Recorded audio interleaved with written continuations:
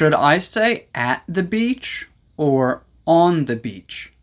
Today we are talking about two things: prepositions and nature. A beach is basically an area of sand or rock between the sea and the land. When you are standing, sitting, playing, or doing whatever in that sandy or rocky area, you are on the beach. But you are also at the beach. This is because sometimes when we say beach, we really mean the whole town or the whole city where that beach is located. So if you are at your hotel, which is half a kilometer from the water, you are still at the beach, but you are not on the beach. For example, we had a good time at the beach. Or, he's on vacation at the beach. Some English learners want to say at the sea, but that's not something that we say. However, we do sometimes say at sea without the word the. But this means that someone is out in the middle of the sea, probably on a boat. So this is mostly used when talking about sailors or fishermen. For example, they got lost at sea. But usually, when talking about bodies of water such as seas, rivers, and lakes, we use the prepositions on and in. When talking about boats, we usually use on. And when talking about people or animals, we usually use in. So you go swimming in a lake, but you go sailing on a lake. Also, you might be wondering about the difference between sea and ocean. Often we use these words interchangeably, but there is a difference between them. Oceans are very large, and there are only 4 or 5 in the world. Seas are much smaller, and are usually where the ocean meets the land. However, there are also some seas that are completely surrounded by land. For example, the Caspian Sea and the Dead Sea. Moving on to the next topic, when talking about farms, we usually use on. For example, I grew up on a farm, or she works on a farm. When we talk about fields, we usually use in. For example, we saw some deer in the field.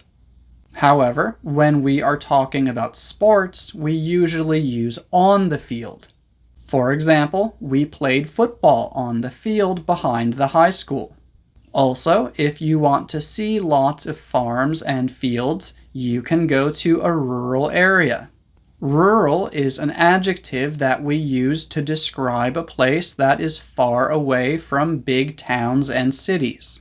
Rural areas have fewer buildings, fewer people, and lots of nature. Rural areas are also often called the countryside, or just the country. For example, I like to go on vacation in the countryside. Or, I prefer life in the country to life in the city. You'll also sometimes hear the term upcountry, but this is less common. Upcountry also focuses more on the idea that this place is close to the middle of the country, away from the coasts. You might also see mountains in the countryside. When we are talking about one mountain, we usually use the preposition on.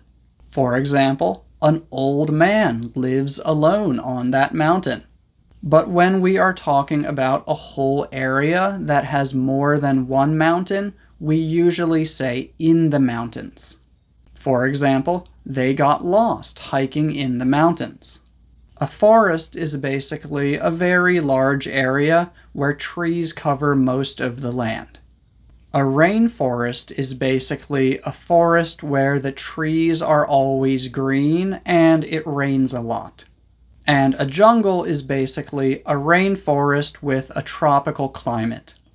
So the United States has lots of forests, and also a few rainforests. But the only jungle that we have is in Puerto Rico.